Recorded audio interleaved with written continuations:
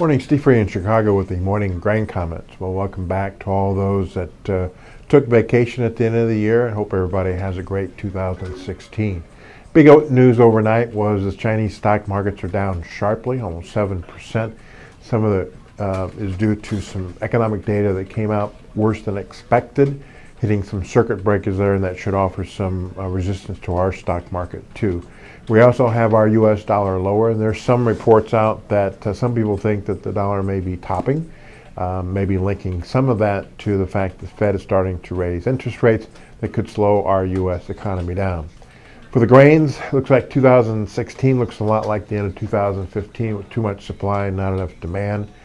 Wheat and corn prices are at new lows, soybean prices at the lower end of the trading range, and we really don't have anything bullish out there. South American weather looks okay, and the export demand in the United States is declining, and Argentina is kind of stepping up their game and making some policy changes that could increase their production and increase their exports.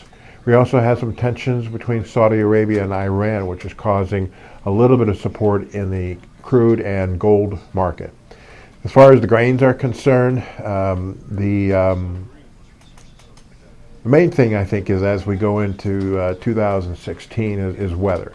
And right now there's a lot of different opinions on what kind of weather globally we're going to have in 2016, what kind of weather we'll have in the U.S. Some people looking for an 18-year cycle and possibly a switch from El Nino to La Nina. It could be a drier than normal for parts of the southern Midwest. Right now we're dealing with too much rain across the central part of the Midwest and causing logistical problems. As far as the funds are concerned, they're estimated to be short about 30,000 beans, 44 meal, 61 corn, and 55 wheat, and long about 75 oil. Oil prices around the globe are lower, led by the Chinese market. As far as the seasonals, prior to ethanol, prior to the funds coming in and buying commodities as an asset class and a hedge against inflation, prior to China buying commodities, and prior to some of the weather markets that we've had in the last 5 years, the seasonals, especially in corn, we kind of drifted lower this time of year and made some new lows in February. Then we started rallying. There used to be a rule called the April 1 rule, and if we take out the previous highs on April 1, it was kind of a bullish year. If we didn't, it still could be a neutral to bearish year. We then tended to trend lower into the spring planting season, testing the February lows, and then we rally into the 1st of July as we get into the pollination and key growing period of the U.S. So that probably could be the trend this year.